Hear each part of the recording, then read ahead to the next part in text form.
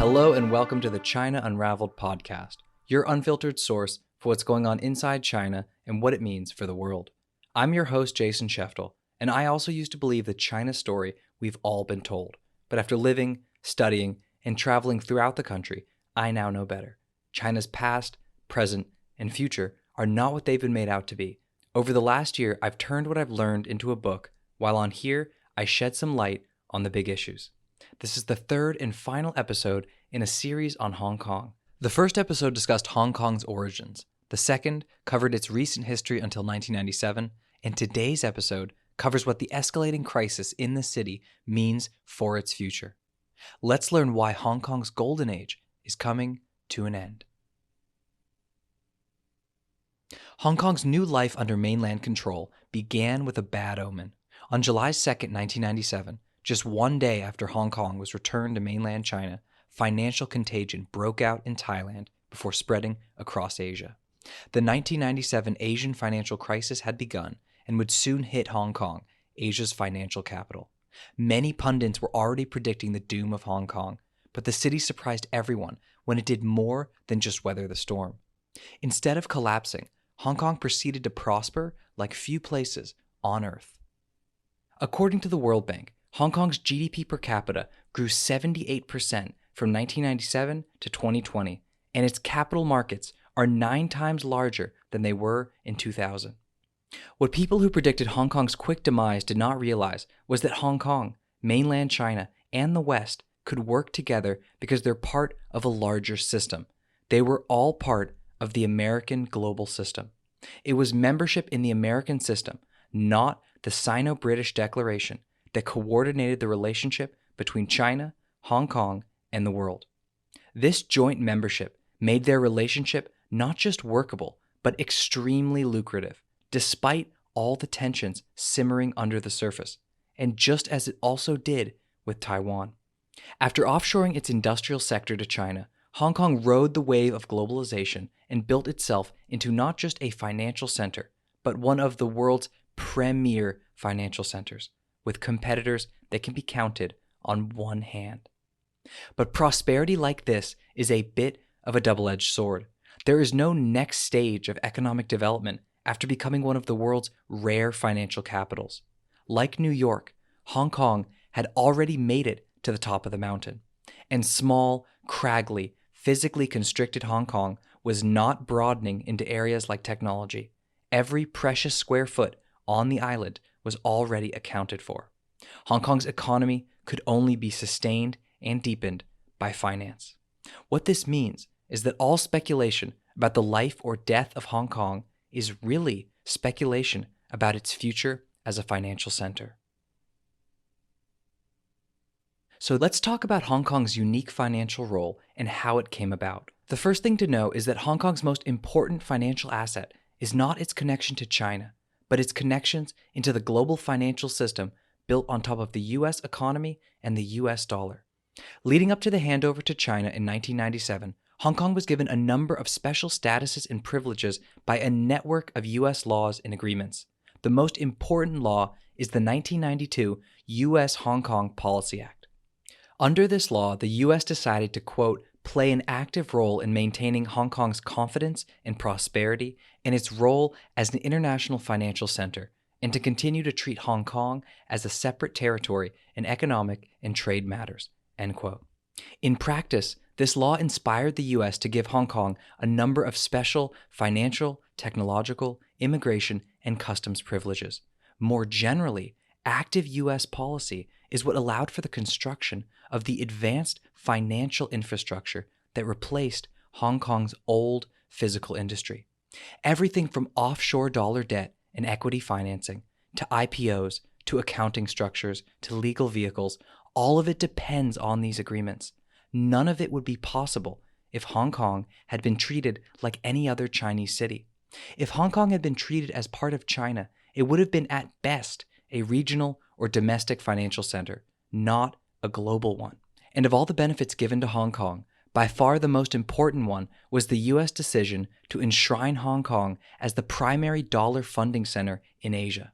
The centrality of the U.S. dollar is a key element of the global system, and one of the basic structuring elements of the world we live in.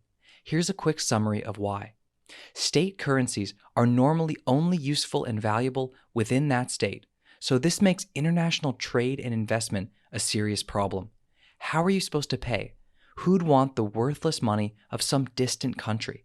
And what happens if you send huge amounts of domestic currency abroad? Historically, this problem was not solved but helped by tying state currencies to precious metals like gold and silver. With this, a state currency could act as a transnational medium of exchange because it was tied to an external store of value. This gave people confidence that whatever they were paid in could be converted into something of value for them later. But the strength and influence of a state currency is part of the general strategic competition between nations, and it is winner take all. After World War II, the US built out its new global system on the convertibility of dollars to gold because the US had amassed 75% of the world's gold, half of all gold ever mined. The dollar quickly became the universal medium of exchange in the modern international financial system, and this didn't change even when the US ended the gold standard in the 1970s. In fact, once the US left the gold standard, the dollar became even more important. In 2020, more than 90% of global transactions use the dollar, and the currency has basically become the primary global store of value.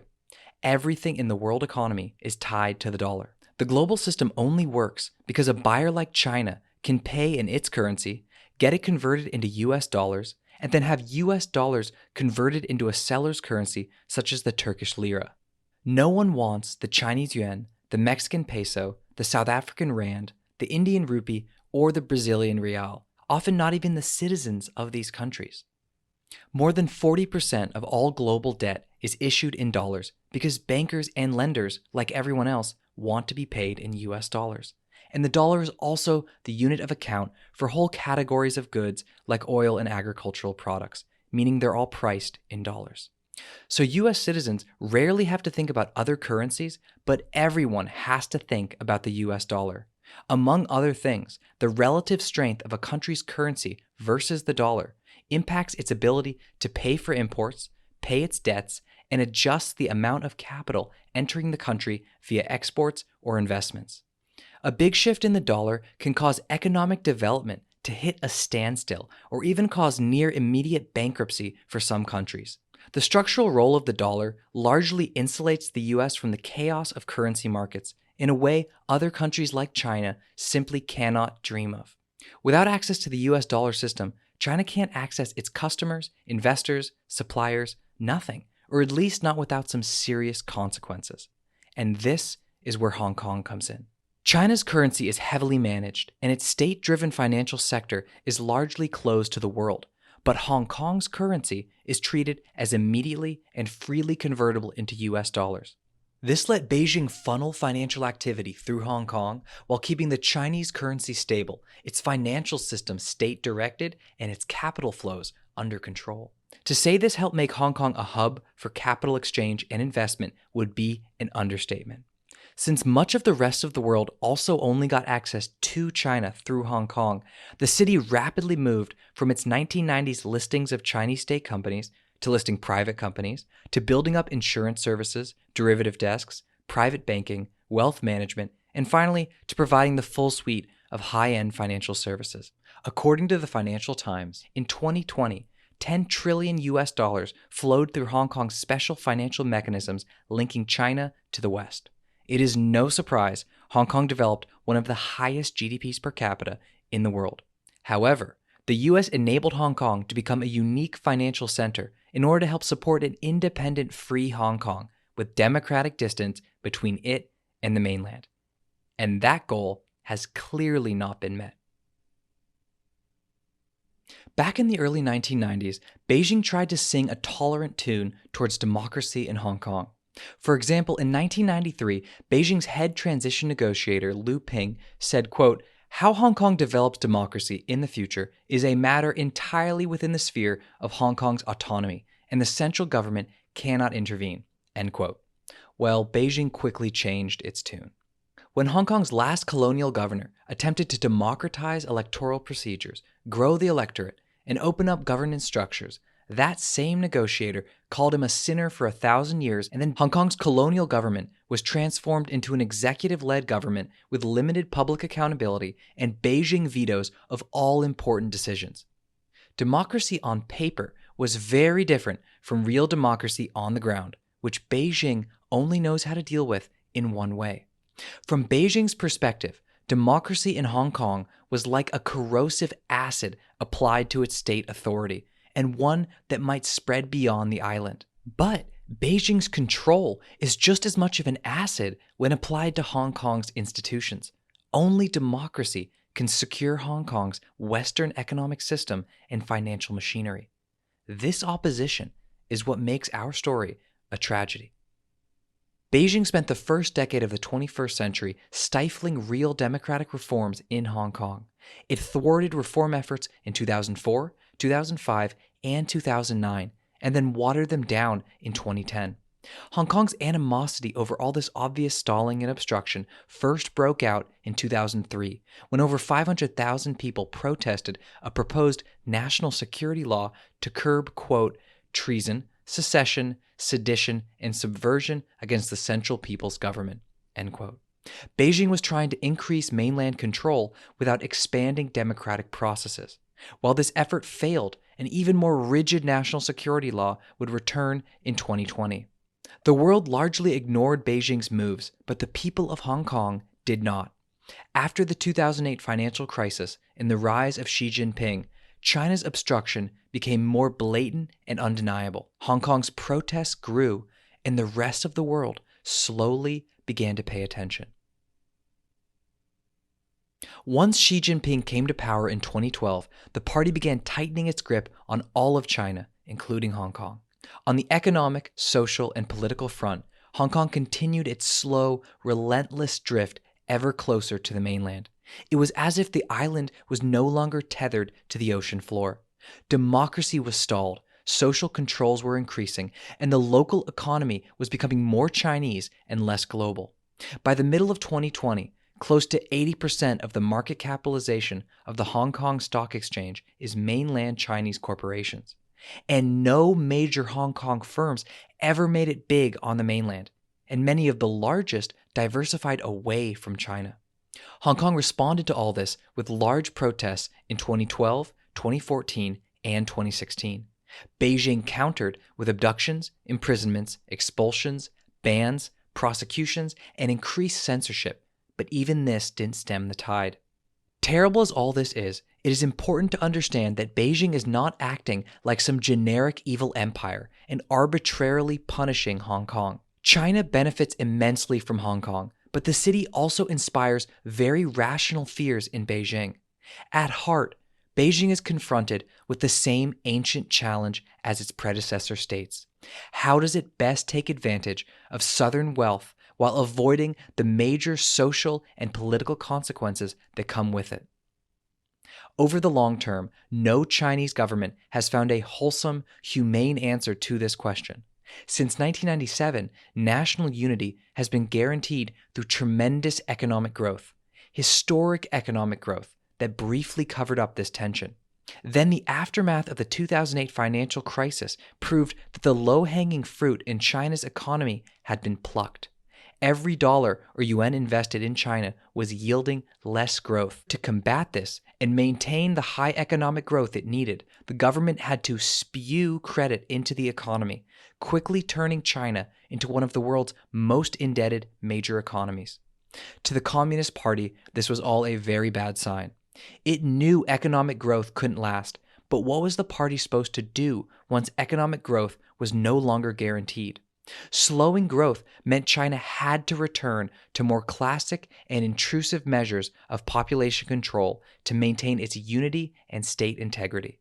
Otherwise, this situation could foster state breakdown and encourage different parts of China to go their own way, as has happened countless times in Chinese history. Under these conditions, a place like Hong Kong might benefit more from a weak, fragmented China than a strong China, a valid fear at the heart of Beijing's paranoia. From Beijing's perspective, doing any less than expanding its already oppressive security state would be negligent.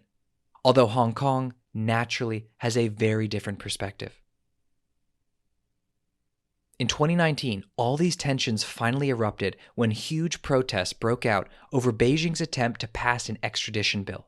This bill would have let Beijing catapult Hong Kong's residents, foreign businessmen, and even tourists into the mainland's shadowy legal detention network. As the protests grew, Beijing massed an army north of Hong Kong and thought hard about marching into the city. But this would have led to a bloody, televised crackdown. Beijing's propaganda department would have lost control of the narrative as images of tanks scattering civilians and soldiers raiding buildings was streamed live on thousands of smartphones.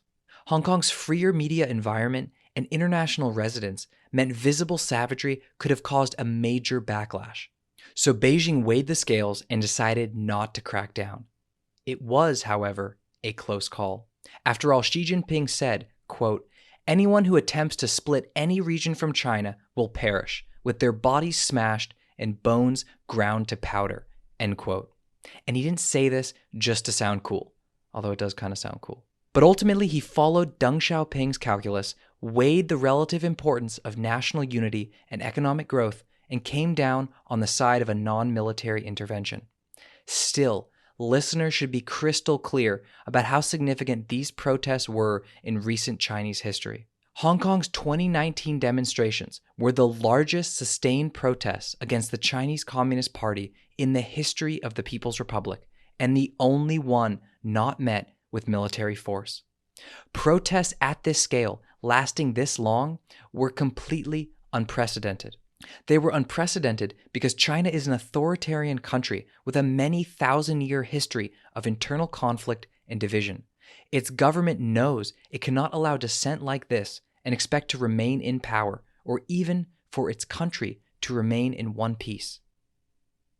So in mid-2020, after a year of these destabilizing protests, Beijing passed an expanded national security law to nip a second round of protests in the bud.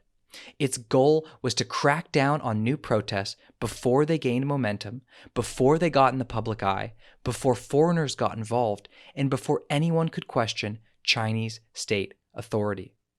The only cost were the happy fictions keeping Hong Kong afloat. The West also finally responded to Beijing's security measures. Following passage of the 2020 National Security Law, the US and the UK both declared the Sino-British Declaration violated, and multiple countries began suspending treaties and agreements with Hong Kong. Most importantly, the US began slowly unwinding Hong Kong's special status. And regardless of what politicians may say, there is nothing the West can do for Hong Kong. All actions by the US or other countries to help or protect Hong Kong also harm it. Truly helping Hong Kong is what the US did with its agreements in the 1990s. Truly helping Hong Kong means giving it the tools and the space to maintain its treacherous balance between the West and China. Any action beyond that, though, merely draws China's ire, creates more tensions, and fuels a renewed desire in Beijing to tighten the leash on the island. This provokes further responses from the West, creating an increasingly fierce tug-of-war, one more likely to tear the city to pieces than end with a democratic Hong Kong. As of mid-2020, Beijing is still trying to have its cake and eat it too. It is trying to rein in Hong Kong while also slurping up the economic benefits. However, Beijing is fast approaching the point where it needs to choose between national unity or economic growth. It is becoming an either-or question, and this makes Hong Kong a damned if you do, damned if you don't situation. China's escalating clash with the US actually makes Hong Kong even more important to Beijing. As more connections to the global system are severed, Hong Kong becomes China's umbilical link to the world, and Beijing needs that link if it wants to continue as a globalized economy. But at the same time, Hong Kong has proved extraordinarily dangerous. Mass protests are even more corrosive to Beijing's governance model than democracy. One of Beijing's worst nightmares is Hong Kong-style protests breaking out all across the southern coast. This is why Hong Kong produces such conflicted and incompatible responses from Beijing. Strangling Hong Kong even accidentally, might be just as bad as letting it live. All of this encourages Beijing to be as careful as possible, to stay in this gray zone, and keep up civil appearances in order to milk as many fruitful years as possible out of Hong Kong. But deep down, it knows its options are to kill the golden goose or watch it run away. Hong Kong's story from 1945 to 2020 is unique, but we need to remember that in this case, unique also means unusual, extremely unusual. If Beijing had had its way, Hong Kong would never have been populated in the first place. It would have never developed an industrial economy, and it would never have become a financial center. Once it regained control of Hong Kong, Beijing's plan was always to take advantage of the financial, technological, and other development benefits of Hong Kong for as long as possible, while also slowly dissolving the former colony into the vast ocean of the Chinese economy. And outside of finance, this has succeeded. The city has already been submerged and homogenized within the Chinese economy. All of Hong Kong's primary economic sectors are in relative decline, and Hong Kong itself faces an inevitable decline. For example, the original reason why the city exists, the phenomenal port of Hong Kong, went from being the largest in the world to not even the largest in China to not even the largest in the Pearl River Delta. China's policy of opening up the ports meant literally opening up, building, and expanding port capacity across the country, and in typical Chinese fashion, this meant overcapacity. In 2020, 7 of the 10 largest ports in the world are Chinese, and China now has far more built-out port capacity than any other country in the world or in world history. This means Hong Kong's port went from being unique to being one among many, and without special export privileges from the US, it would be completely interchangeable with any other port in China. Hong Kong also went from being more than 20% to less than 3% of Chinese GDP. Its neighboring cities of Guangzhou and Shenzhen are now just as large. With no agricultural sector, no industrial sector, and a declining transportation and logistics sector, Hong Kong is rapidly running out of legs to stand on. What remains is finance, but even Hong Kong's financial future is limited. Optimism and propaganda cannot overcome structural obstacles. Beijing is desperately trying to make up for the privileges Hong Kong is losing on the US side with extra privileges from Beijing's side. For example, just before announcing its 2020 national security law, Beijing eased long-stalled rules on capital entry from Hong Kong into China. But none of this or anything else can make up for what Hong Kong is losing, its status as a global financial center. Beijing can't do more than make Hong Kong a more attractive regional or domestic financial center, but even this has limits. First, it'd be wrong not to mention that the Chinese financial system is used for a great many things other than rational investment. But more importantly, while Hong Kong may reign supreme on the borderland, within China, it has major rivals. China's natural financial center is not, has never been, and will never be in the Pearl River Delta. China's natural financial center is much closer to home, sited at the more accessible, interconnected, and much more capital-rich Yangtze River Delta. Multiple cities have filled this role throughout history, but since the 1800s, it has been the great city of Shanghai. This is why Shanghai's colossal growth has worried Hong Kong for over 25 years. Hong Kong's special borderland status with the rest of the world is the only reason it has been able to compete with Shanghai. If it gets caught in a contest against Shanghai for the title of primary domestic Chinese financial center, Hong Kong has no chance. Shanghai is both a larger economic force and an easier one for Beijing to control. The only reason a city in the Yangtze River Delta wasn't made China's sole trade city back in the Ming or Qing dynasties is because it would have caused open and permanent rebellion on China's southern coast. If Hong Kong was China's southern gate, then Shanghai was China's central gate and provided access to far more of China's productive capacity than Hong Kong could ever hope to. That is why Shanghai was still more important than Hong Kong back during the colonial era in the 19th and early 20th century. Hong Kong is not even the natural heart of the Pearl River Delta. When mainland China runs the show, that role goes to Guangzhou. Any talk of Hong Kong transitioning into a domestic Chinese financial center is a fantasy. Hong Kong will quickly find itself playing a very different game it is not built to win. And even if it did navigate this transition, it would not be able to maintain its current level of wealth. So Hong Kong cannot truly make up for any lost international access with extra privileges from Beijing. It can maintain its present wealth and status only by occupying an international niche secured by the United States. While Beijing can half dream, half pretend that Hong Kong will maintain its importance, status, and wealth, Hong Kong residents do not have this luxury. To them, the seemingly radical option of fighting to preserve what you have with everything you've got comes off as pretty reasonable. In the end, the idea that an 8 million person city was going to get continual special treatment once it joined a 1.4 billion person megastate was always ludicrous. It was a farce propped up by everyone from international industrial corporations to financial entities to the Chinese government to Western democratic activists inside and outside China. Hong Kong is less than 1/2 of 1% of the Chinese population. It may loom large in the Western imagination, but it is a drop in the Chinese bucket. And in China going forward, it would probably have been better if it didn't quite stand out as much as it does. Imagine for a minute that we lived in a world where an island with a great port sat halfway between Houston and New Orleans.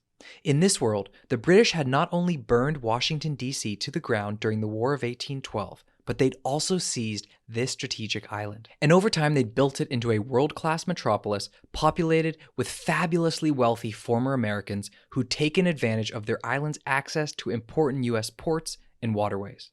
If this Texan Hong Kong were eventually returned to the U.S., how do you think Americans would feel about it?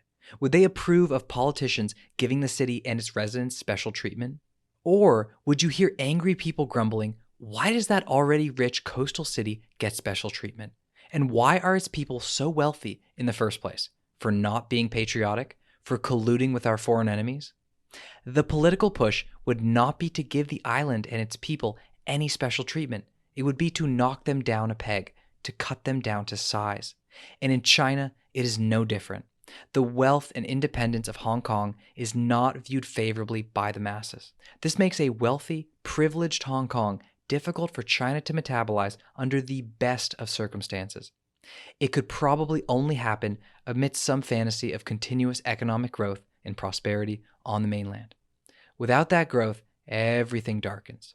The only reason Hong Kong got special treatment was because it was an immensely useful economic connection to the rest of the world. If that incentive leaves, what reason does Beijing have to give Hong Kong any special treatment? After all, Hong Kong's independent wealth, its true role in the Chinese development story of the last 50 years, and its colonial heritage all undermine the Communist Party's political narrative that it was the party that brought prosperity to China.